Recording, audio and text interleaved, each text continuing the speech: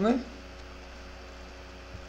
Unidade 4 é um culto especial. Unidade 4, um culto especial. Caso vocês tenham dúvida, pode falar sem problema, que eu tô com o fone aqui, então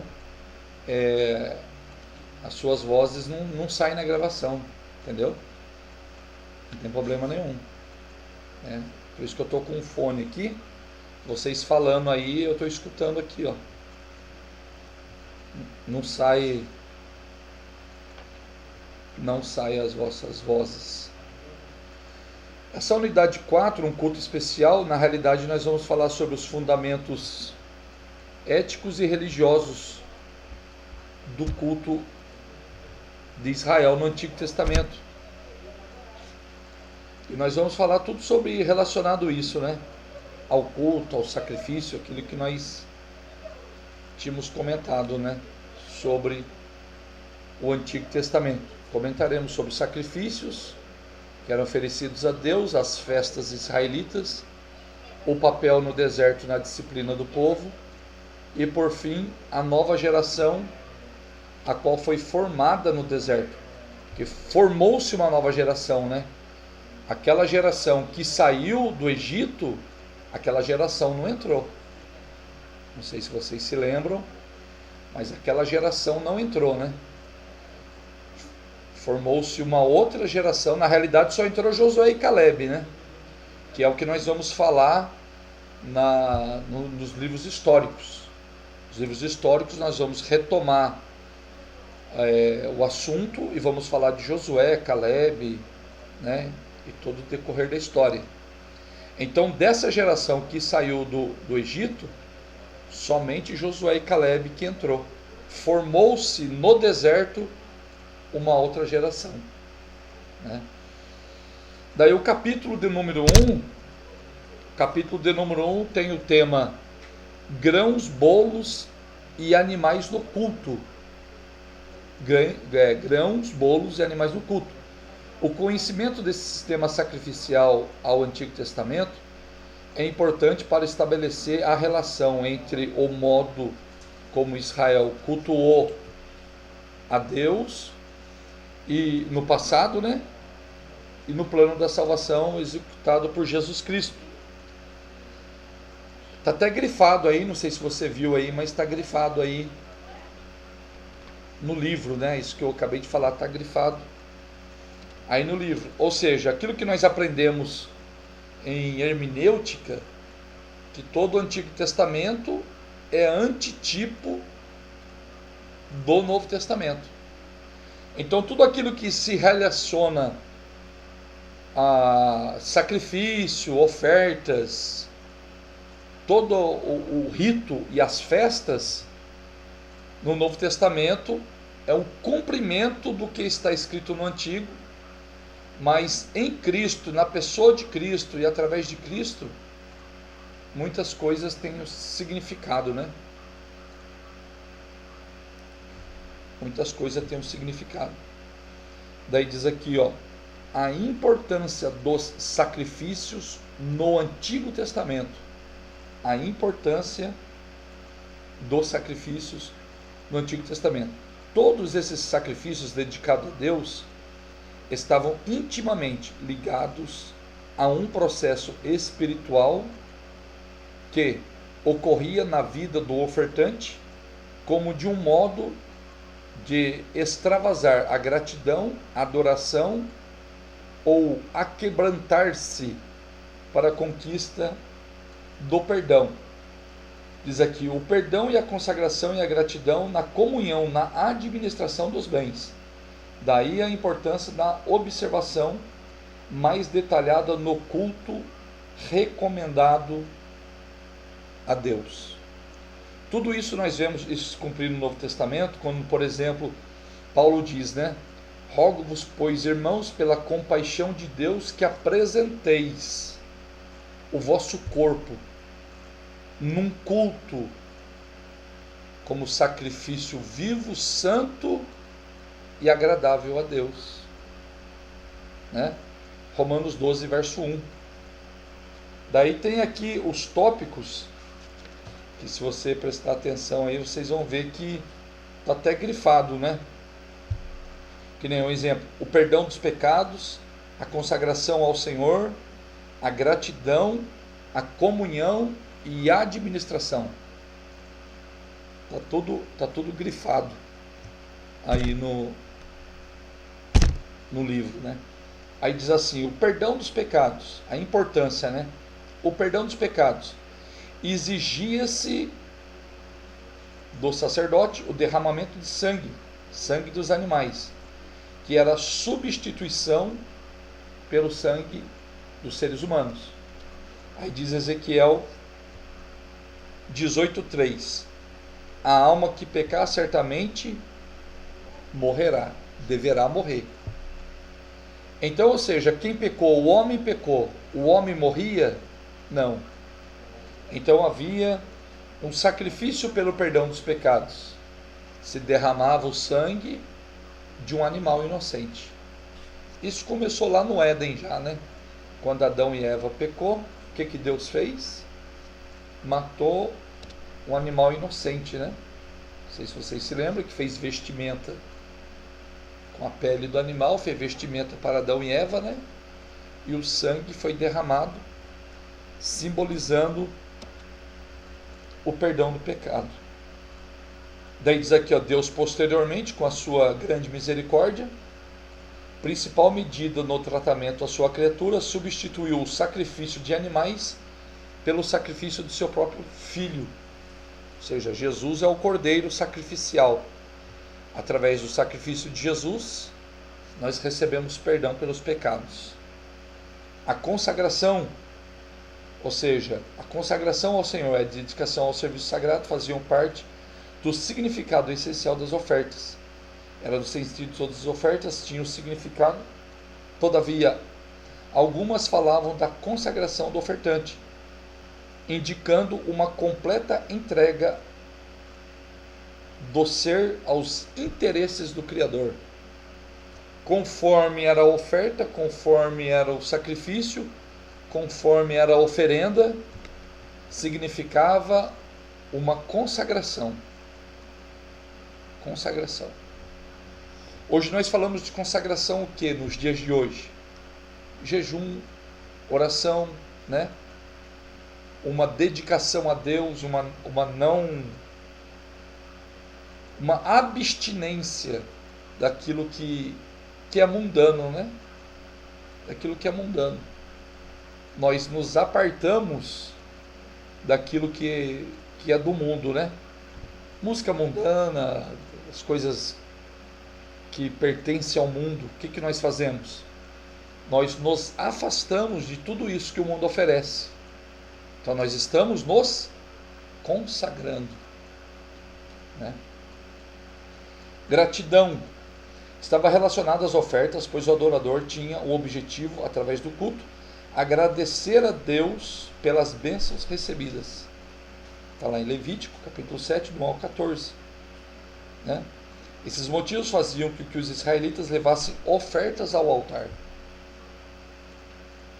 Cada oferta simbolizava uma medida de gratidão. Conforme era a gratidão, era a oferta que se levava. Né? Aí diz aqui, a comunhão estava vinculado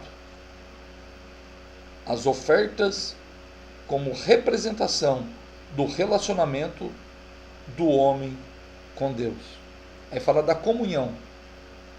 Né? Diz aqui, para demonstrar essa comunhão, alguns sacrifícios eram comidos durante a refeição entre o ofertante e o ministro. A oferta pacífica ilustrava bem a ideia, tampando a oportunidade de alegria do congregamento. Então, nessa comunhão, os ofertantes, ele comia essa oferta. Vocês se lembram que tem o altar do holocausto, onde o ofertante, juntamente com o sacerdote, poderia chegar ao altar, né? Se lembra quando nós estudamos o tabernáculo, né? Todas aquelas áreas, né? O santo, o átrio, lugar santo, lugar santíssimo. Então o átrio ficava o holocausto e a pia que o sacerdote se lavava. Se lembra? Então até o holocausto, as pessoas poderiam se aproximar ali junto com o sacerdote. Então essa oferta de comunhão, ou ter essa comunhão, é quando o ofertante oferecia algo para obter uma comunhão, e ele comia a carne do carneiro ou de boi junto com o sacerdote. Se lembra que o sacerdote simbolizava o intermediário entre Deus e o homem, né? Então, quando o homem ele comia junto com o sacerdote essa oferta, estava demonstrando uma comunhão que ele tinha com Deus, porque o sacerdote era o intermediário, né? Era o intermediário entre Deus e o homem. Então, quando ele oferecia isso, ele estava estreitando a comunhão com Deus. E qual é o nosso relacionamento mais íntimo que nós podemos dizer nos dias de hoje, né? Haja visto, não está registrado no livro, mas nós vemos que o ápice da comunhão que o crente no Novo Testamento tem com o Senhor é quando nós participamos da ceia, né? Quando nós participamos da ceia. Fazer isso em memória de mim. Então, quando nós ceamos, nós estamos estreitando o relacionamento, né? Aí tem, nessa última parte, acerca da importância, a administração de bens. Como diz aqui no livro, a administração dos bens materiais também fazia parte das ofertas ao Senhor. Existiam orientações da lei que exigiam do crente do Antigo Testamento que o melhor fosse oferecido ao Criador. Essa exigência mobilizava-se ao colocar como prioridade em sua administração o culto a Yahvé, pois deveria ser a primeira a ser observada. A partir disso, o restante seria suficiente para a sua sobrevivência. Administração, sim, porque se lembra de Provérbios 3, 9 e 10? Honra ao Senhor com as primícias de toda a tua renda. Então, quando ele oferecia ao Senhor e ele honrava ao Senhor com a primícia, com aquilo que deveria ser honrado, Deus já estava ensinando a ele a administração, a ele administrar os seus bens e concernente a isso também, a ofertar, a oferta ao Senhor. Aí tem esse altar, né? Eu acho que no scanner aí não deve estar muito bom a imagem, mas é um altar de pedra que era se oferecido, né? Às vezes era oferecido antes de existir o altar do holocausto. Esse altar também era oferecido muitas das vezes sacrifícios dedicados a Deus, simbolizando a comunhão com o Senhor. Aí no ponto 2 fala sobre os tipos de sacrifício. Os tipos de sacrifício. Há basicamente 5 tipos de classes de sacrifício: holocausto, oferta de manjares, ofertas pacíficas, oferta pelo perdão do pecado e oferta pela culpa. Daí, no entanto, eu gostei do que o pastor Samuel Suano fez. Ele fez esse quadro aqui, ó, que está aí. Esse quadro, na realidade, ele esboça de uma forma, resumidamente falando, a ocasião e o motivo para cada oferta. Haja visto que aí está tudo grifado. Se você olhar no livro, está tudo grifado, né? Está dando para ver aí, né? Então esse quadro, sabe por que eu gostei desse quadro? Que na realidade ele resumiu sobre esses 5 pontos, ele resumiu esses 5 tipos de oferta. Então eu gostei desse quadrinho que ele fez, que ele resumiu bem. Por exemplo, o holocausto, Levítico 1. O elemento oferecido: macho sem mancha, bovino, ovino ou caprino, pombo ou rola. Ou seja, o holocausto, ele era oferecido conforme a proporção financeira. Os mais ricos ofereciam o holocausto melhor. Os mais pobres, pombo ou rola. É interessante a gente observar isso, sabe por quê? Se lembra que quando Jesus foi apresentado no templo, né, os pais deles ofereceram o quê? Um pombinho e a rola, com farinha. O que isso significa? Isso significa que os pais de Jesus não eram ricos. José e Maria, eles não tinham grande posse, porque era conforme a possessão, era o holocausto. Entendeu? Então, e aí a gente vê que Salomão ofereceu 1000 bois em holocausto. Quer dizer que Salomão era rico, né? Aí a Bíblia diz que Jesus, sendo rico, se fez pobre por nós, para que nos tornássemos ricos com Ele. Entendeu? Tremendo isso, né? Tremendo isso. Ele era rico, despojou de tudo. Deixa eu dar um exemplo muito pobre para vocês aqui. Morava em Saitama, Sakadoshi. Saiu daí, veio morar na favela aqui em São Paulo.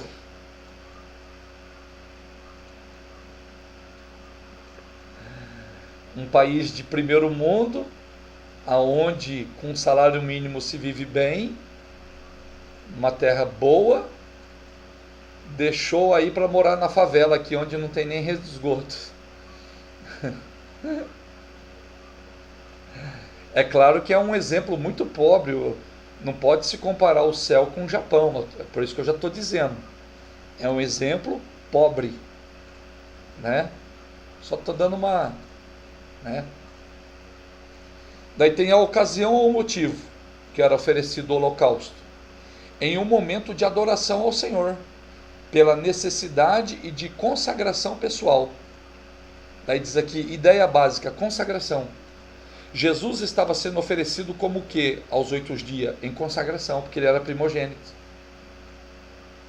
né? Estava sendo consagrado. Oferta de manjares, Levítico 2. O elemento oferecido, farinha, bolo ou espigas verdes. Ocasião ou motivo, ações de graças pelas provisões materiais. Yahvé é o Deus das provisões. Ideia básica, gratidão. Estou grato a Deus. O que eu ofereço? Farinha, bolo ou espigas verdes. É chamado de oferta de manjares. Estou agradecido. Oferta de manjares.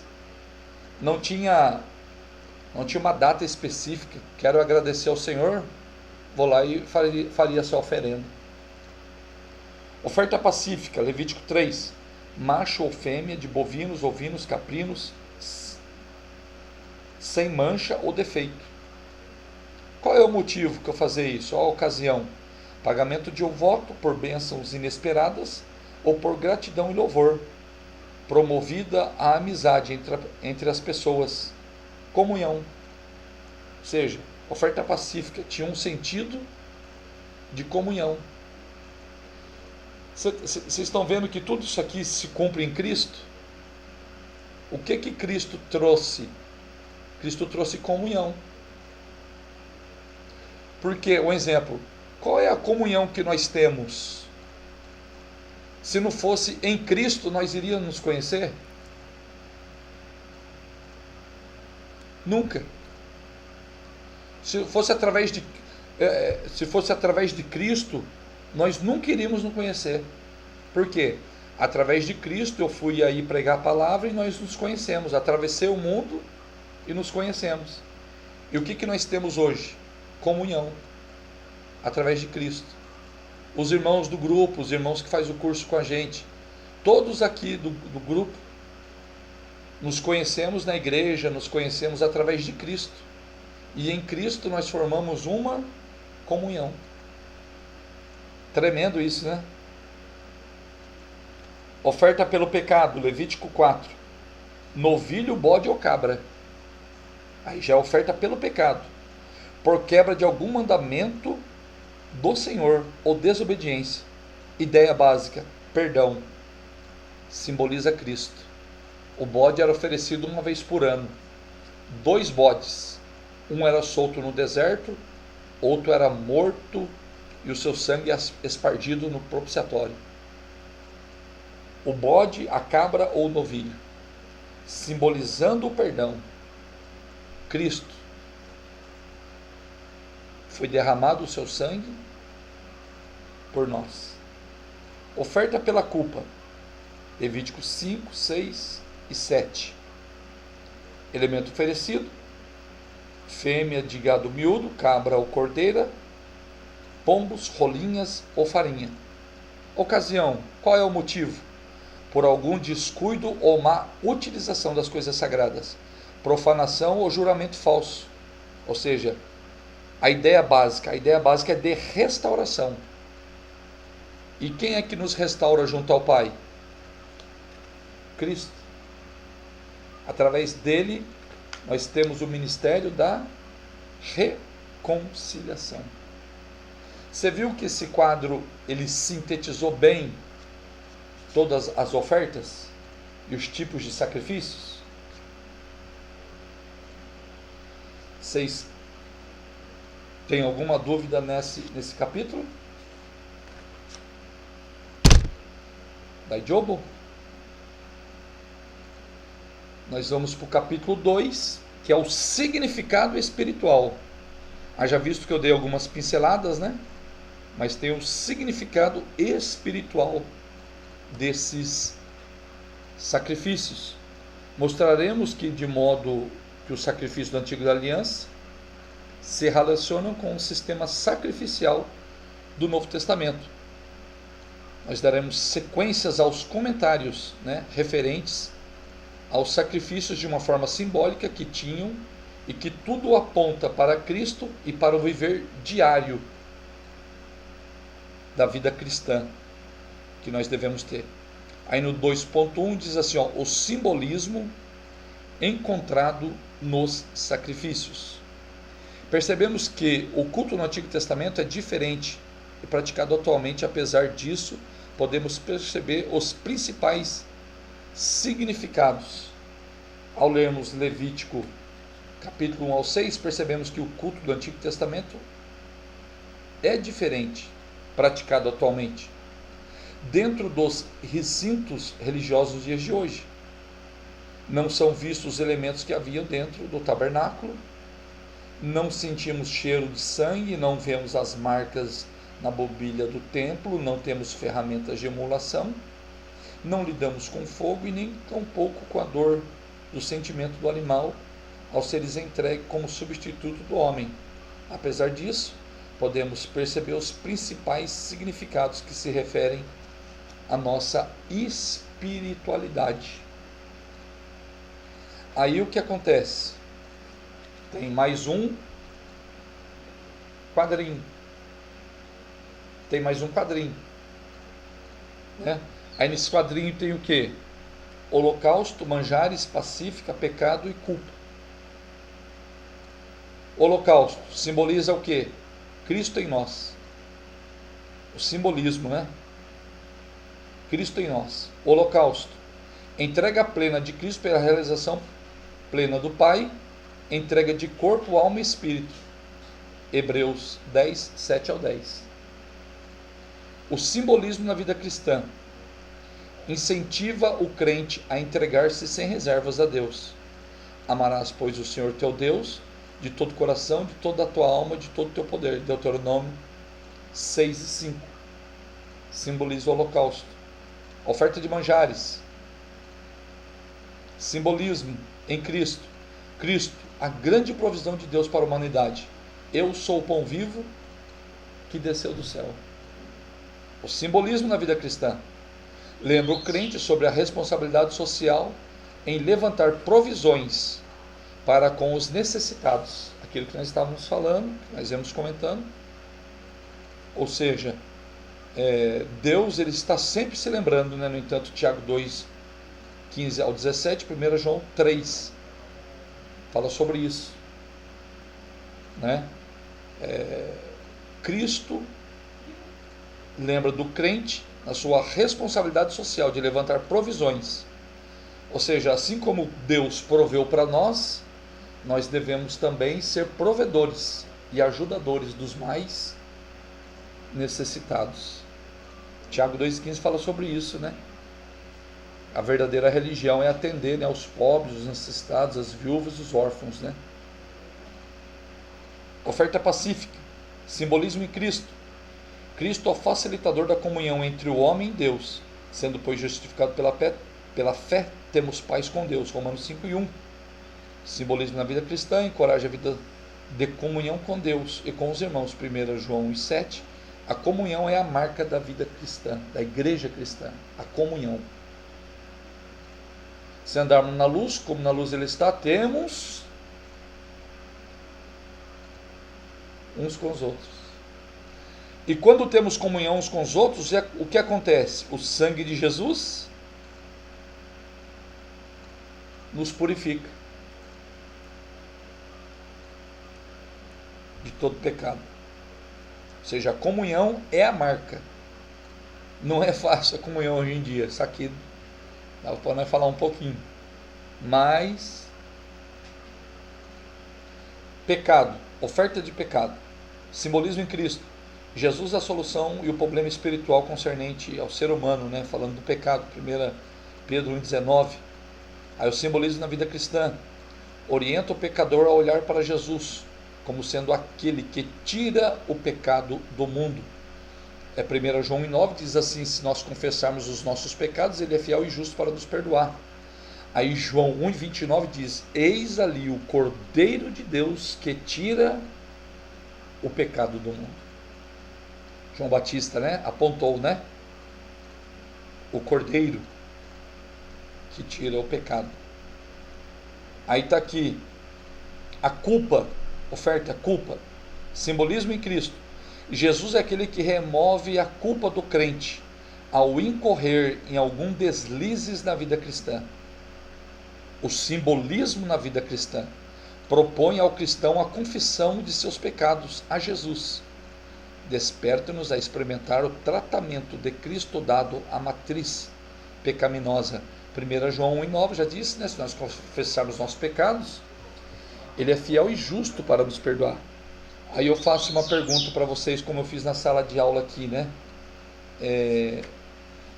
Será que um de nós temos algum vestígios de culpa ou ressentimento que ficou daquilo que nós praticávamos na vida antes de Cristo?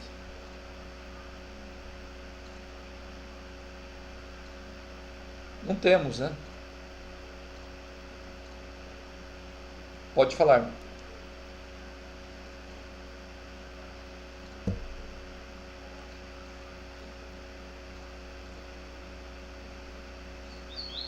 Isso. Aham. Ou seja, nós não temos. O cordeiro, o sangue derramado, apagou. Então não tem essa questão de ter culpa, carregar culpa. E é isso que o mundo não entende. E o interessante, pode falar.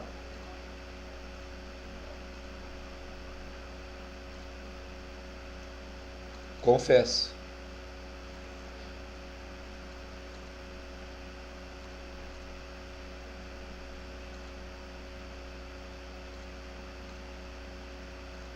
Isso. Aham. No entanto, lá em Provérbios diz, né? O que confessa e deixa alcança misericórdia, mas aquele que encobre a sua transgressão jamais prosperará. Então o cristão, ele sente a culpa até não confessar e não pedir perdão, né? No entanto, aí já encaixa aqui, ó, o 2.2, a relação entre o sacrifício da antiga aliança e da nova aliança. Há ofertas de sacrifício enfatizado nos dois livros da Bíblia, tanto no livro do Antigo Testamento quanto no Novo Testamento. Aí diz aqui, ó, a oferta de sacrifício é enfatizada nos dois livros. Mas há uma grande diferença do novo para o antigo. Haja visto que nós estudamos isso, nós demos uma pincelada nas aulas passadas, e em Cristologia nós enfatizamos bem, quando nós estudamos sobre a superioridade de Cristo no livro aos Hebreus. Vocês se lembram? Que é o que nós vamos falar um pouquinho aqui. O que acontece? O sangue de Cristo é superior ao sangue dos animais. No Antigo Testamento, o pecado, que nem diz aqui, ó, o Antigo Testamento era uma provisão de Deus para aplacar a ira. O sangue era derramado para a substituição daquela vida que pecou. Mas o pecado não era extirpado, não havia um novo nascimento, uma nova identidade. Por que não havia uma nova identidade? Não havia um novo pensar, que no caso é até chamado de a genuína conversão, que é o arrependimento, que é a metanoia. Metanoia é mudança de mente, né? No Antigo Testamento o sacrifício era tudo exterior, né? No entanto, havia observância de sempre estar sacrificando, né? Sempre nós até falamos aqui, conforme a culpa era o sacrifício. Uma vez por ano, o sumo sacerdote oferecia sacrifício para toda a nação. Sempre tinha sacrifício. Mas aqui, ó, a relação entre sacrifícios da nova aliança e da antiga aliança. Da nova aliança, o sacrifício é perfeito. Da nova aliança, o sacrifício é superior. Da nova aliança, o sacrifício é perfeito. E Jesus não morre uma vez por ano. Ou que nem tem a religião romana que mata Jesus todo domingo, né? Pega a bolachinha de goma e diz aqui, ó, eis aqui o corpo de Cristo, né? Eles levam Jesus para a cruz todo domingo, né? Não, Jesus morreu uma só vez para levar os pecados de todos, de muitos. 1 João 2:2, ele é a propiciação pelos nossos pecados, não somente pelos nossos, mas de todo mundo. João 3,16, porque Deus amou o mundo de tal maneira que deu o seu Filho unigênito, para que todo aquele que nele crê não pereça. Então, o sangue de Cristo, Jesus morreu uma vez, por todo mundo, né? Então, trazendo aqui uma relação entre os sacrifícios, novo, perfeito. Temos a confirmação, temos a confiança. Diz aqui, ó, essa entrega de Jesus permite-nos, nós pecadores, administrar com graça o problema da culpa. Hebreus 10, 17 e 18. A palavra garante suficientemente para que não vivamos debaixo da condenação. Jamais me lembrarei dos seus pecados e das suas iniquidades. Romanos 8:1, se lembra? Portanto, agora, nenhuma condenação há para aqueles que estão em Cristo Jesus. Perfeito. Não há condenação. Não há condenação. Tranquilo? Capítulo 2, alguma dúvida? Alguma pergunta?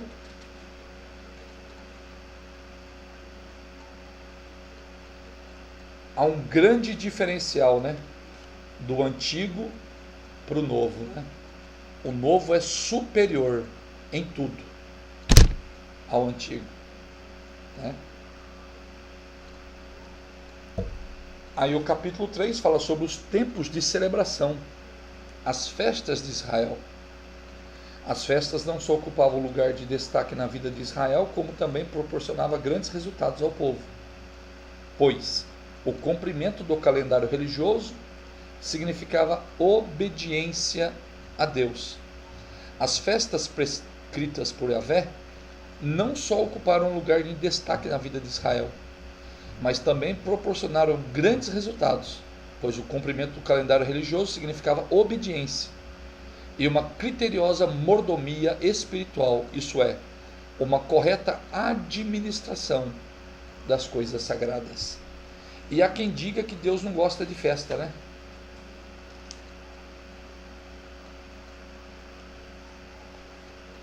Você está vendo esse... Isso aqui é o calendário judaico, né? Eu não sei se eu disse para vocês, mas que nem o primeiro mês para os judeus é o mês entre março e abril. Entre março e abril é primavera e é o primeiro mês.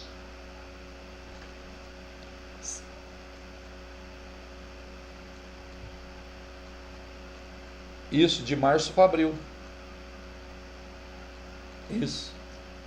Uhum. Japão também é assim, né? O ano novo começa em abril. Que tem as cerejeiras, né? Cerejeira? Cerejeira, né? Na realidade, quando Deus mandou Moisés tirar o povo do Egito, Deus falou que ele queria que o seu povo fosse fazer uma festa para ele no deserto, né? Então Deus é um Deus de festa, diz aqui o tema as festas, fundamenta-se em Levítico 23. Nesse texto encontramos informações sobre 5 principais festas: a festa da Páscoa ou dos pães asmos, primícias, Pentecoste ou semanas, expiação nacional, tabernáculos ou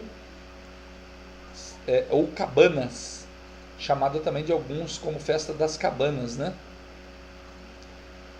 Também Deus chama essas festas de minhas solenidades, pois era por ele e para ele as práticas dessas solenidades, apontava tudo para ele, né?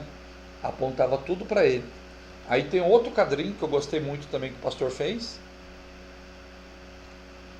Vocês estão vendo aí o quadrinho?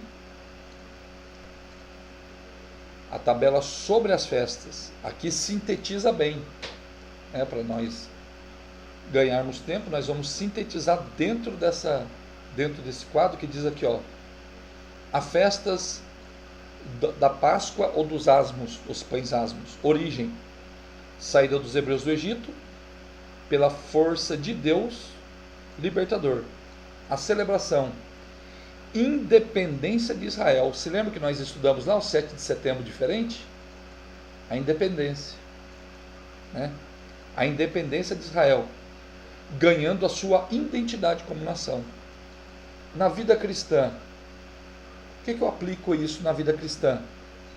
A experiência da libertação por Cristo e a nossa nova vida através de Cristo, né? Portanto, quem está em Cristo, nova criatura, independência, libertação. Por isso que nós comemoramos a Páscoa. E quem é a nossa Páscoa? Jesus é a nossa Páscoa. Enquanto o mundo se comemora com coelho, nós comemoramos com o cordeiro sacrificado.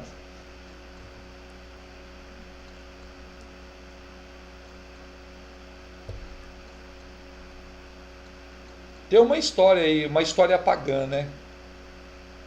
Uma história pagã, mas fala sobre que o cordeiro simboliza a fertilidade, aí história pagã. É o sincretismo religioso, né? Quando as religiões misturam, né? Você lembra seitas e heresia que nós estudamos? Quando aquele sincretismo, né? Quando há aquela mistura das religiões, né? Daí tem as primícias. Primícias é o momento, origem, momento da colheita, da cevada, festa atrelada à Páscoa. A celebração, qual é a celebração? É a gratidão a Deus pelos primeiros grãos colhidos. Dedicação. Ou seja, eles estão se dedicando a Deus, as primícias. Na vida cristã, consciência de que o nosso Deus merece o nosso melhor. Primeiro, buscar em primeiro o reino de Deus. Então essas festas das primícias aqui, ó, é um momento de gratidão pelos primeiros grãos. Eles ofereciam as primícias. Então Deus tem que estar em nossa vida, na vida cristã, em primeiro lugar. Primeiro. Pentecoste ou festas das semanas. A sua origem, entrada na terra que emana leite e mel, e pela graça do provedor. Pela graça do provedor, entrada na terra que emana leite e mel, e pela graça do provedor. A celebração, provisões dadas por Yahvé, sustentando o seu povo. Ou seja, Deus sustentou o seu povo 40 anos. Né? Na vida cristã, momento de Deus para a sobrevivência do seu povo. Ou seja, Deus, o nosso Deus é o Deus que provê, que nos ajuda, que nos sustenta, que estende as mãos para nós. Pão nosso de cada dia, dai-nos hoje. Né? Então Aí tem expiação nacional, origem, pacto de sangue entre Yahvé e o seu povo. Celebração, perdão e purificação oferecida por Deus. Na vida cristã, segurança dado por Cristo ao crente. Como que nós sabemos que nós somos salvos? Qual é a garantia? A garantia é o sangue. Aliança. Esse é o sangue da nova aliança. Né? Ele fez uma aliança conosco. E ele é fiel. Ele é fiel na sua aliança. Né? Daí tem aqui a última festa, que é chamada de tabernáculos ou cabana. Vida no deserto, assistida por Deus. Yahvé é a celebração, né? Yahvé protege e assiste o seu povo na peregrinação. E na vida cristã, lembrança de que em Deus temos proteção e amparo. Proteção e amparo em Deus.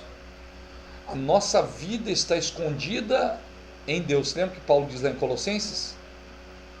A nossa vida está escondida através de Cristo em Deus. Aí 1 João 5,19 diz que que nós estamos, através de Cristo, o maligno não nos toca. O maligno não nos toca. Então aqui nós podemos ver, sintetizando, todas essas festas que foi entregues Deus, Yahvé, o Jeová, ao seu povo de Israel.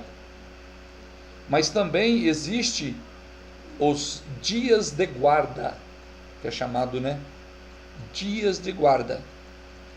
Na realidade, eram momentos em que Israel deveria parar e administrar o tempo em adoração, descanso e renovação. Alistando essa relação em 3 dias: dia de sábado, dia de lua nova e dia do ano novo, que é trombetas, né? Relacionamos também o ano novo, ano sabático e o ano jubileu, do jubileu, né? O ano do jubileu. Daí está aqui o sábado, e junto com isso existe o quê? Mais um quadrinho que sintetiza bem também essas festas, né? Que nem está aqui, ó, o dia, significado, importância, relação cristã e o texto. Sábado, significado: parar o último dia da semana, o sétimo. Se lembra que Deus mandava? É o quarto mandamento. Se lembra? O quarto mandamento para parar o sábado. A importância: interromper as atividades para descanso e adoração. Descanso do corpo e adoração. Relação da vida cristã: precisamos gastar o nosso tempo com Deus. Precisamos gastar o nosso tempo com Deus. Lua nova, significado: tocava a trombeta no arraiar do primeiro dia do mês, lua nova. Importância: cada mês deveria ser consagrado ao Senhor, pois o tempo é dele. Relação de vida cristã: devemos consagrar cada mês ao Senhor. Devemos consagrar todos os meses ao Senhor, né? Ele tinha um mês lá que eles consagravam, né? Na realidade, em Cristo nós consagramos todos os meses. Lá eles guardavam sábado, né? Nós guardamos o domingo ou nós guardamos todos os dias?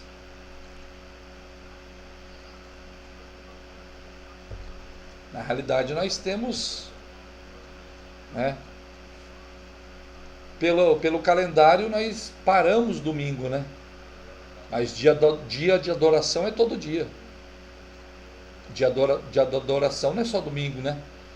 Que nem acreditam os legalistas, os judaizantes que guardam a lei, né? Nós guardamos todos os dias, cultuamos todos os dias. Ano novo ou trombetas: primeiro dia do ano, lua nova, especial. Importância: o ano deveria ser consagrado ao Senhor. Todas as atividades do ano o glorificavam. Relação com a vida cristã: o crente deve viver em novidade de vida. Ou seja, nós não esperamos o ano novo. Tem gente esperando o ano novo aí para reciclar, para se renovar. Aí põe roupa branca, põe meia branca, né? Então é complicado. Ano sabático: oi? Não, nem pensar, né? Ano sabático: um ano comemorativo depois de 6 anos de produções agrícolas. Importância: ano para o descanso da terra, ano de comunhão e alegria. Relação com a vida cristã: tempo para reorganização da vida e dos ideais. Ou seja, nós não esperamos dar 7 anos, nós sempre estamos, né? Daí diz aqui: os anos eram contados em semanas de anos, isso é, em grupos de 7 em 7, e não era décadas como atualmente é feito. Ou seja, a cada 7 anos eles paravam. Nós paramos a cada 7 anos? Não, nós estamos sempre nos renovando em Cristo. Aí tem o ano do jubileu. É um ano de liberdade depois de 7 anos sabáticos. Importância: ano para a liberdade dos endividados, escravos e sem terra. Ocasião na vida cristã: ocasião deu um novo tempo na vida do crente, novas coisas. Vocês se lembram do ano sabático? Aquele que devia alguma coisa, ano jubileu, né? Ele era pobre e era escravo. No ano do jubileu, ele era perdoado e era restituído. Trazendo para a vida cristã, é tempo de oportunidades. E no ano do jubileu, que é todos os anos, Deus é o Deus que nos renova. Traz uma renovação, sempre. Não tão somente no ano do jubileu, mas todo o tempo. Em todo o tempo sejam alvos os teus vestidos, e nunca falte óleo sobre a tua cabeça.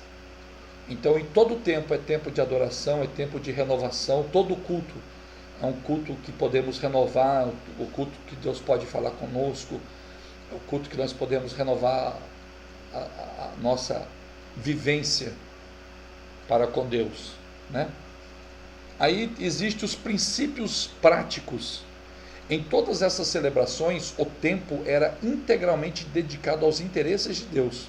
Por isso, nesse período, não havia nenhuma atividades que resultava em lucros. Segundo diz o pastor aqui, diz aqui, ó, os dias de guarda equivalia a quase 20% do ano.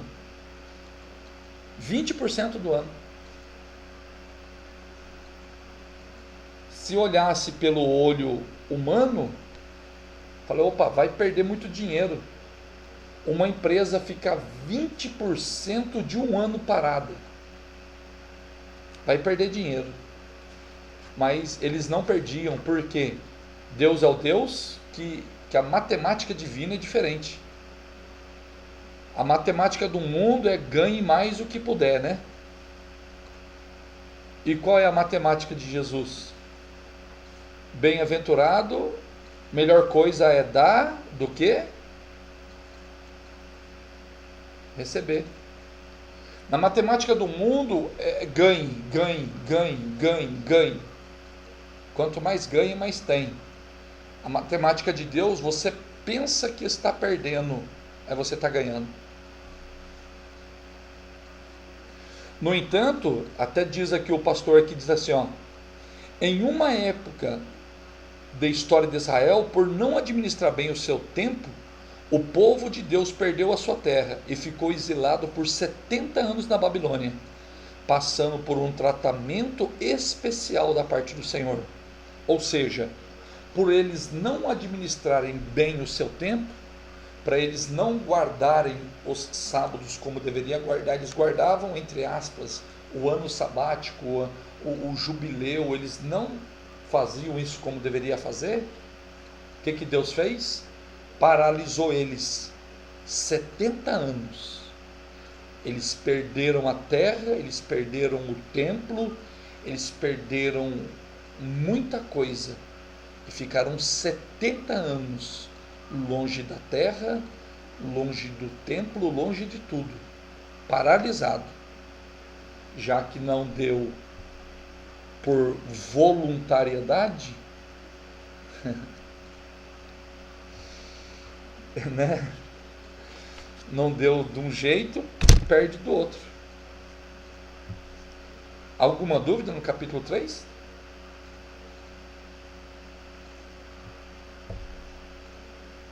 O capítulo 4 é muito interessante, porque o capítulo 4 nós vamos falar sobre o deserto, uma fonte de lições. O Senhor, pela tutela espiritual de Moisés, fez a ministração e o tratamento do modo sensível e amargo dos israelitas, trazido à tona a vida no deserto. Essa fonte de lições, nós vamos observar dois tipos de experiências que Israel teve: a experiência positiva e a experiência negativa.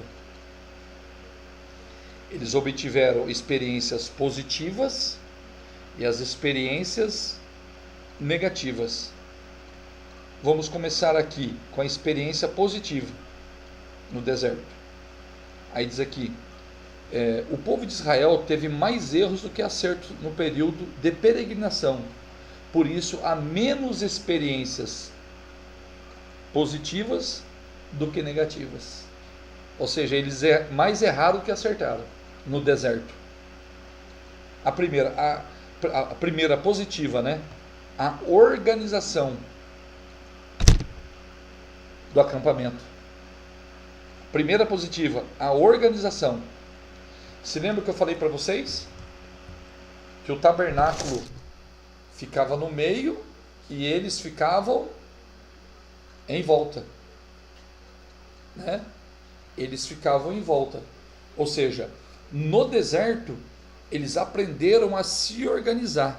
Diz aqui, Deus quis que o acampamento dos israelitas no deserto fosse de forma organizada, tal forma que desse mais agilidade ao seu exército, para que os inimigos fossem enfrentados, como maior rapidez, e que todas as tribos tivessem uma centralidade na casa de Deus. Deus estava no centro. Então, experiência positiva. Ali eles aprenderam, no deserto, que Deus deve ser o centro. O centro. E o que é que nós podemos aprender?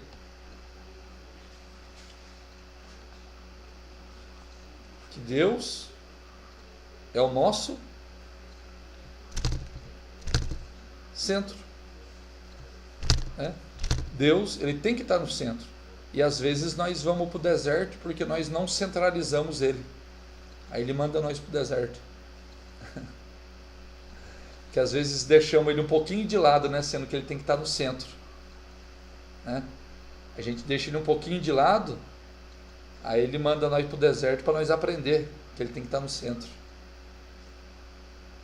Segundo, a nuvem que guiava o povo. Aquela nuvem, diz aqui, né? Quando essa nuvem se detinha sobre o tabernáculo, o povo deveria parar e se fixar no lugar. Isso é, deveria armar o acampamento, e quando ela se deslocava, o povo deveria partir. Ou seja, a nuvem mostrava aonde o povo deveria ir, aonde o povo deveria parar. Esquerda, a nuvem ia para a esquerda, o povo para a esquerda, a nuvem direita, a nuvem parava, a nuvem andava. O povo deveria andar seguindo a direção da nuvem. Entendeu? Somos guiados. Romanos 8,14. Todos aqueles que são guiados pelo Espírito de Deus, estes sim são filhos de Deus. Vamos. E o que a nuvem traz? Você já viu quando tem muito sol, vem aquela nuvem? A nuvem não traz um frescor, um clima? Então, e quem que traz um frescor espiritual para nossas vidas? Não é o Espírito Santo? O próprio Pedro diz lá em Atos 2, né? É o refrigério da nossa alma. Né? O Espírito Santo, ele traz um refrigério para a nossa alma. O abençoado staff de Moisés.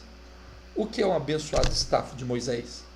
Uma terceira provisão no deserto foi a abençoada equipe que Deus deu a Moisés para ajudá-lo no trabalho e no guia de Israel.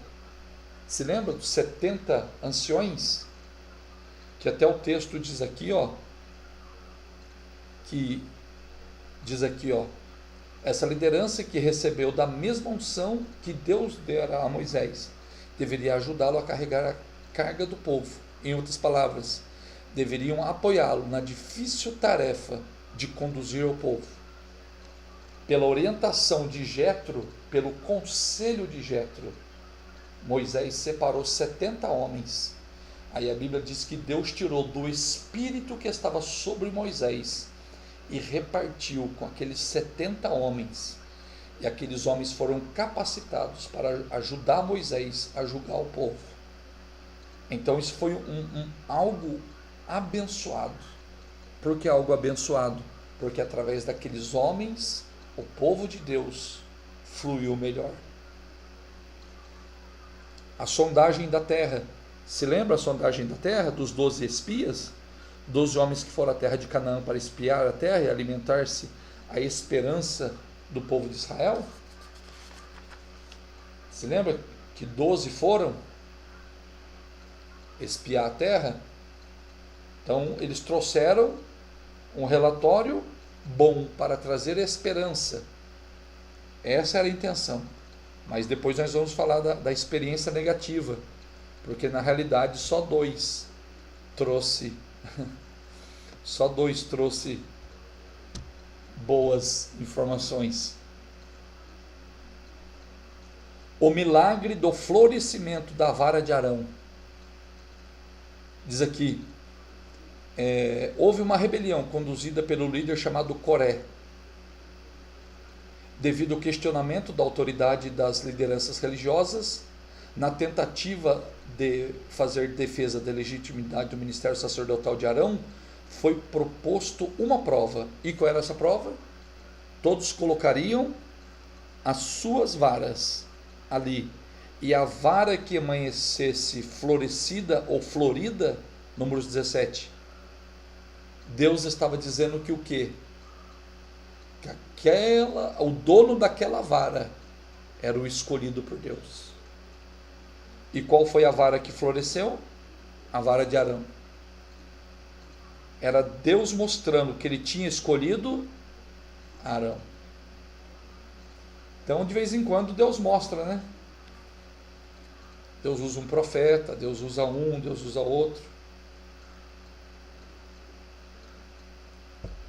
Deus, ele traz algo espiritual à tona, né? Para mostrar que Deus escolheu, né? Para tirar dúvida do povo, né? Daí tem a serpente de metal. O Senhor, após a provocação do povo, instalou uma situação de pestes e dores e enfermidades e morte causada pela proliferação de serpentes. Número 21. Com o perdão do pecado cometido, o Senhor orientou que se hastesse uma serpente de bronze. Serpente de bronze? Sim. Para que essa serpente de bronze? Essa serpente simbologicamente estaria falando de quem? De Cristo. João 3,14. Assim como Moisés levantou a serpente no deserto, o Filho do Homem deve ser levantado no madeiro. Aquela serpente saía no deserto por causa do quê? Porque o povo provocou a Deus. E Deus ficou irado. E naquele deserto começou a aparecer serpente para picar os rebeldes, os rebelados, os ingratos, os blasfemos. Aí o povo foi lá e chorou ao pé de Moisés. Aí Moisés falou com Deus. Aí Deus disse: então levanta uma serpente. Por que serpente? Porque através da serpente vinha a morte. Através da serpente, quem olhasse pela serpente seria curado. Aí Cristo, Deus se fez homem em Cristo. E todo aquele que olha para o homem Cristo, que ali estava o pecado, na cruz, ele levou o pecado. Na cruz, ele levou o veneno do pecado. Então, quando nós olhamos para a cruz, na cruz está sacrificado o veneno do pecado. E através desse olhar na cruz, nós temos remissão dos nossos pecados. Amém? Aí tem as experiências nada salutares, né? As experiências negativas. As experiências negativas? Sim. Quais são as experiências negativas? Murmuração, questionamento,